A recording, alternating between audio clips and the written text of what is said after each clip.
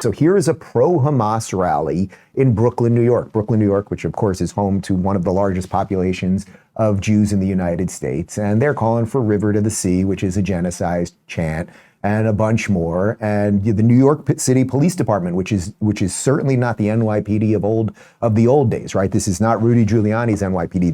These are largely good people who are trying. Many of them have retired early.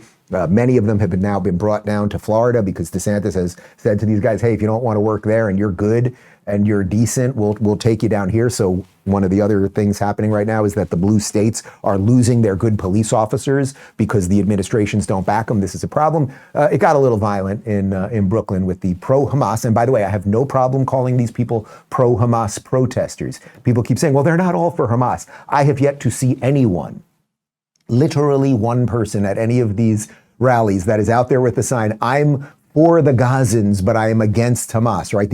All of these things, all of these protests broke out after Hamas killed about 1,400 Israelis and still have 200 hostages, including about a dozen Americans, which nobody seems to care about. Anyway, here's Brooklyn just in the last day or two.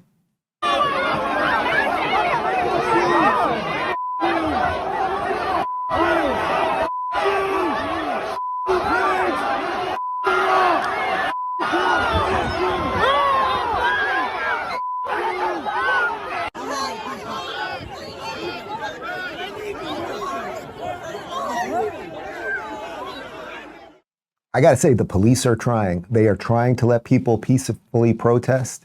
One of the things that we are going to be challenged on going forward constantly is what are the limits of free speech? If you are chanting for genocide, how close does that get to a direct threat of violence? If you are targeting, as they've done in London repeatedly now, if you target just a random store owned by a Jew for your anti-Israel supposed protests, are you infringing on the rights of that person to own their store, right? To basically run a business. And we know this thing is far more than anger over Israel's response to what happened in southern Israel, right? This was all coordinated. It was all ready. Just think back to BLM. They turn this thing on when they want and they turn it off when they don't want. And by the way, that is deeply connected to George Soros and the people who fund all of these organizations, right? BLM was funded to the tunes of hundreds of millions of dollars, if not billions of dollars. Did they send one black kid to college? We could do a little research on that. Did they open one